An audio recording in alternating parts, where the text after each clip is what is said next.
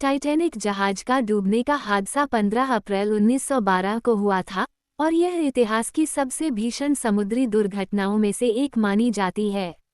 Titanic, जो उस समय का सबसे बड़ा और सबसे लग्जरी यात्री जहाज था, अपनी पहली यात्रा पर इंग्लैंड से न्यूयॉर्क जा रहा था। इसे अजेय कहा जाता था क्योंकि इसे सबसे सुरक्षित और सबसे मजबूत जहाज माना जाता था। घटना की शुरुआत।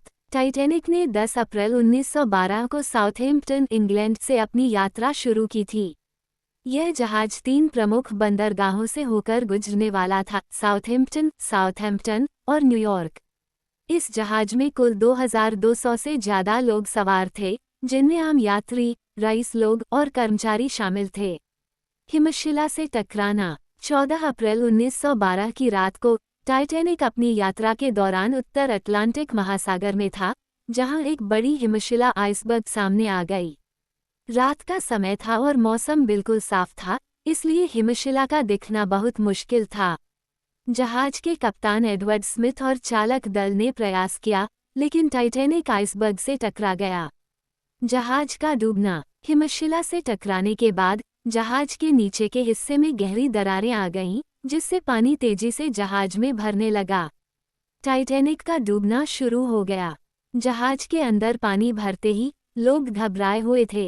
हालांकि जहाज में लाइफबोट्स की संख्या पर्याप्त नहीं थी। जान बचाने की कोशिश। जब टाइटैनिक डूबने लगा, यात्रियों को बचाने के लिए लाइफबोट्स में जगह नहीं मिल रही थी। महिलाएं और बच्चों को प्राथमिकता दी गई थी, लेकिन कई पुरुषों को जहाज से बाहर नहीं निकाला जा सका। कुल मिलाकर 705 लोग ही बच पाए, जबकि 1500 से ज़्यादा लोग पानी में डूब गए। निष्कर्ष। टाइटैनिक का डूबना समुद्र यात्रा के इतिहास में एक भयंकर दुर्घटना थी।